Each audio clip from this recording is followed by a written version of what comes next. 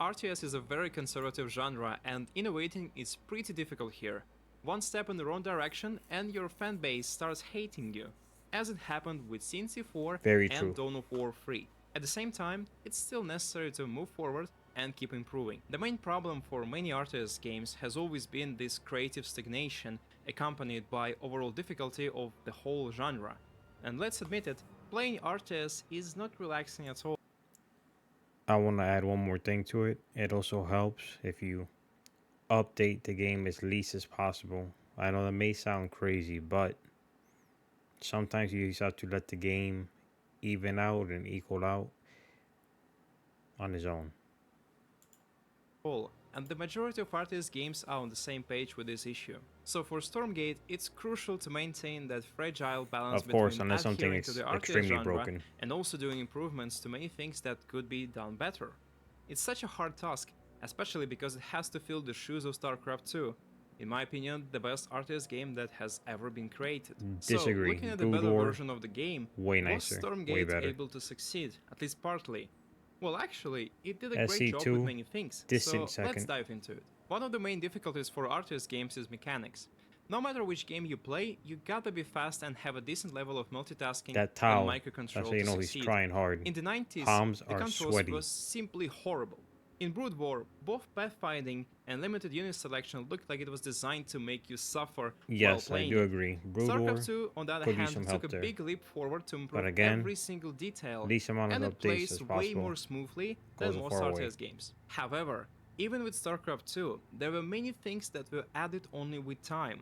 In Wings of Liberty, you couldn't really select your army with F2 key, you didn't see your drone count in the upper right corner, you couldn't use warp gates as protos by simply clicking one button, and so on. While it had many improvements over the course of the next 14 years, the core difficulty remains in place.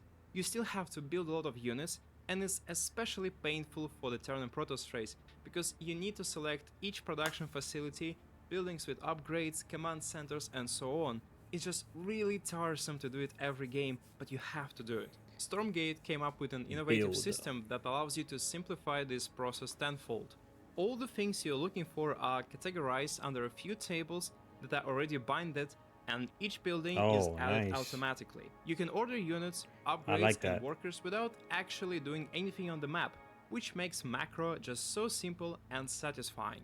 I While like you that. still gotta be fast and skillful, it's such a cool and easy Already decision that binded. makes it just so much better to play. Another problem that has been Very persistent with many noob RTS games, friendly. especially with StarCraft 2, is how long battles last. It's incredibly easy to lose your whole army in a matter of seconds, and it happened multiple times on the pro scene as well. While it's a Sage. good test for player Yes, skill, it is. it's just really annoying to lose what you've been building up for 10 minutes in a blink of an eye. Stormgate tackles this very well with unit HPs and the general length of the battles. While it's possible to end the battle quickly and smash an enemy's army, it's less likely to happen in a second, and usually you have just enough room to micro or retreat. You have enough time to kite, split, and also use the majority of your abilities. Don't get me wrong, the game is still hard, there's a lot of multitasking and essential micro, but it's Good. slightly more forgiving than StarCraft 2, and I think it nails a perfect balance here. The last but not the least is how Stormgate treats map control. In many RTS games, maps Speed don't camp. really matter as much. WTF. Sure, you can add one or two unique build orders for a specific layout as in StarCraft 2, for example if you have a gold base, but in general, it's not as important as it could be. In Stormgate, maps could single-handedly define your playstyle and how the match is gonna unravel. For example, on Jagged Mall, there are very few creep camps that you can farm and get extra resources, which Very means you interesting. I need like to what be I see. greedy with early expansions and you need to build up your economy.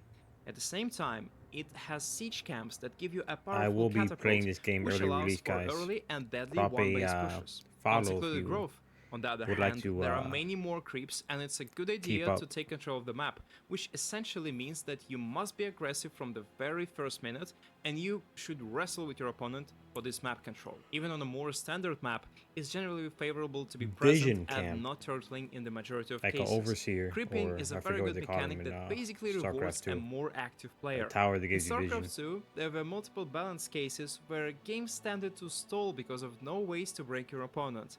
It was this way with Swarmhost, and you can check out our story about this case and the balance, but it's also still prevalent in modern games. There are still plenty of ZVT late games where each side is afraid to lose units and has to be very passive and extremely methodical and careful with each move.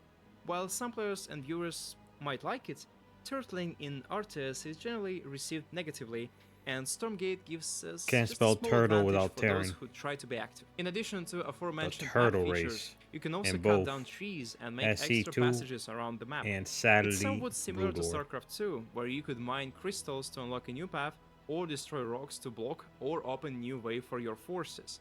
However, in Stormgate, the scale of it is higher and there are usually more things to open up, which creates very interesting builds and playstyles. Overall, so far it seems like Stormgate is doing a great job at innovating, but also retaining the core aspects of the RTS genre. It takes many things from StarCraft 2 and does a good job improving them, so we are really looking forward to Very playing nice, more in very the nice. future to give it a We'll final be checking it conclusion. out, guys. So far, Drop a the like gameplay and a looks really follow. good. Would What do be you think about appreciated. this game? Share your opinion in Take the care, comments, guys. and